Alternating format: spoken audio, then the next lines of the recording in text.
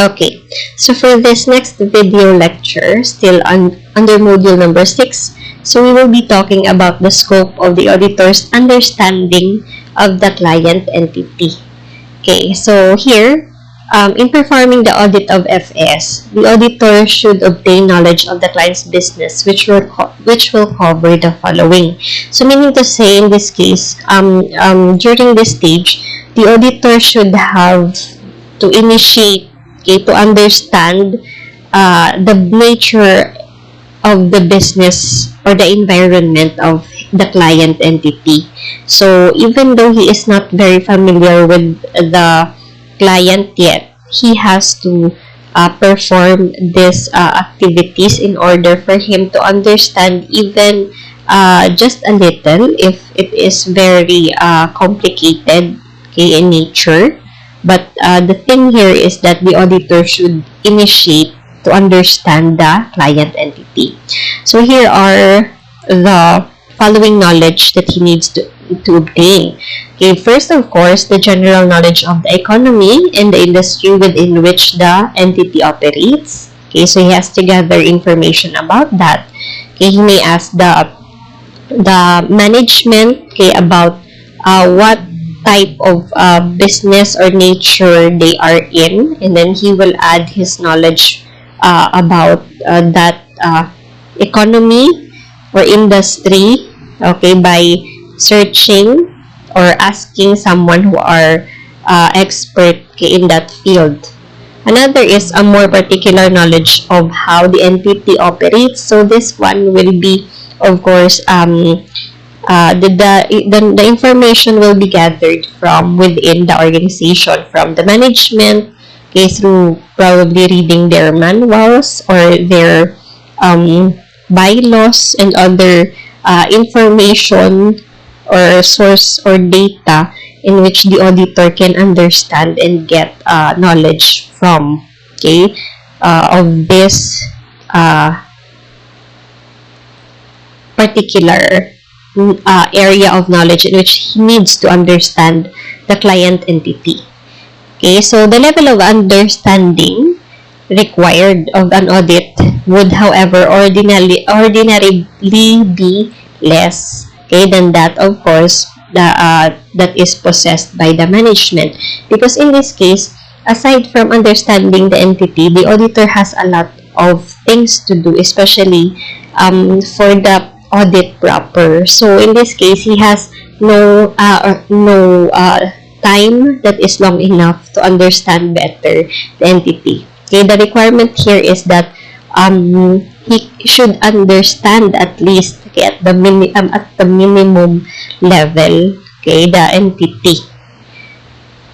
So another, obtaining an understanding of the entity and its environment and the applicable framework establishes a frame also of reference with which the auditor will plan the audit and will exercise his professional judgment all throughout, okay, the audit, because in this case, he will know what criteria he will use in evaluating the subject matter, and he will assess if that is suitable as well. Okay, so the understanding of the auditor about the client entity will help him in, of course, identifying and assessing risk of material misstatements in PFS, as mentioned in the previous video lecture during the risk assessment procedures.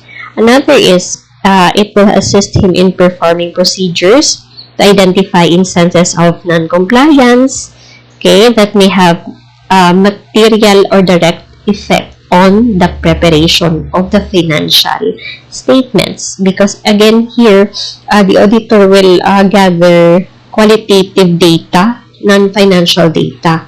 Okay, so he may have something that he can read about, or he would found out during the discussion with the management or reading of the documents, okay, that the management may hand him in. Okay, another is it will also assist the auditor in evaluating whether the FS provides adequate disclosure, but of course this will be confirmed during the audit process, audit proper, okay, during the substantive procedure or analytical procedures. Okay, another is it will assist the auditor in determining, of course, the materiality of performance or performance materiality. So, as mentioned in our previous video lecture, so this is set at a lowest, okay, because even those items which has lower amount and considered immaterial, but when aggregated with other misstatements that are immaterial, will result in a greater amount which will be considered material. Okay, so that's why in this case, the auditor can also determine that percent or level or up to what extent, okay, is performance materiality is. Okay, so another understanding of the entity will assist the auditor in considering the appropriateness, of course, of the selection and application of the accounting policies and adequacy of FS disclosure. So this is like what we have mentioned earlier also.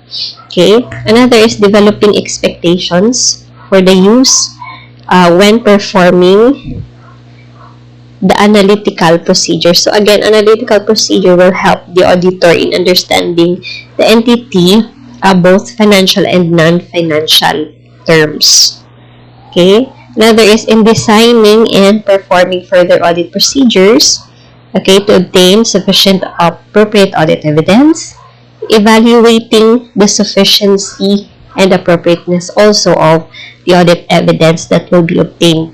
So in this case, actually, this is just the preliminary understanding or knowledge, but somehow the auditor, as he reads and knows about the entity, specifically their operations, so he will have the idea of how they are operating, how their internal control is, or is their internal control effective or not, or how the management implements, okay, the procedures and so on. So that's why he has somehow gathered evidence that will support him in his audit procedures later on.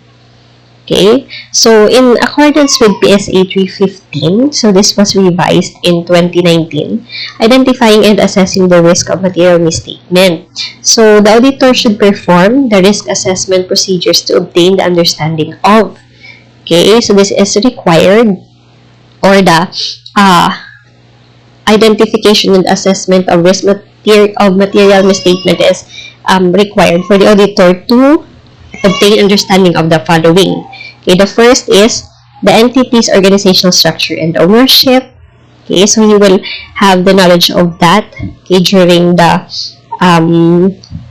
discussion with the management, observation of their organizational structure, how the communication flows, okay, and so on, the authority. Okay, number one is the entity's governance. Okay, so what is the type of governance the entity is using to manage the day-to-day operations? How does the employees react, or what is the comment, for example, of the subordinates, okay, of their managers or supervisors on how they perform their tasks of oversight, overseeing, and so on. Okay, third is the entity's business model, which includes the extent to which the business model integrates also the use of IT, because in this case, when there is IT that is involved, the auditor will also have to include that in his planning and audit procedures, because we have a separate procedures or techniques that is used under the manual and computerized system. Okay. Another is industry, regulatory, and external factors. Okay, the measures used internally and externally to assess the entity's financial performance. So what are the measures, okay, that they use? So basically, we can or the auditor can look at it on the policy that they are using, or the framework that they are using in the preparation of their financial statements. Okay, so the applicable financial reporting framework as well, and the entity's accounting policies, okay, and the reasons if they have to change, okay, because in some cases there are changes that is being made by the management, and this change should be substantiated with appropriate and acceptable, or generally acceptable reasons, okay, for it to be considered acceptable also by the auditor. Okay, so another is how inherent risk factors affect the susceptibility of the assertions, okay, to the misstatements, and the degree to which they do so. So, especially in the preparation of the FS in accordance with the applicable framework based on the understanding obtained, okay, in the previous statement. So, meaning, again, as the auditor goes along with the understanding of the management, how the entity operates day to day, how they govern, okay, and manage or oversee their employees and operations. So here, the auditor can also get information about some data which relates to the preparation of their FS, which also dictates whether there might be some misstatements that exist. Okay, so another, of course, is the components of the entity system of internal control. So this is especially for the assessment if the internal control is effective or not. Because if the internal control is effective, meaning it will also lead to the belief, okay, of the auditor that their financial statements might be, okay, somehow free from material misstatement. But the auditor here should still do some substantive procedures to confirm that. Whereas, if the internal control is ineffective, then most probably there is misstatements, okay, that exist in the financial statements, because internal controls are loose and it does not detect any misstatements. So probably there is, okay, misstatements that really exist. Okay, so that is for the scope of the auditor's understanding of the client entity. So here, what is very important is that the auditor should at least have the knowledge at the minimum about the industry and the operations of the entity. But most especially, as he goes along with the knowledge collection, he should have this understanding that leads to the assessment of the risk of material misstatement that may exist in the financial statements.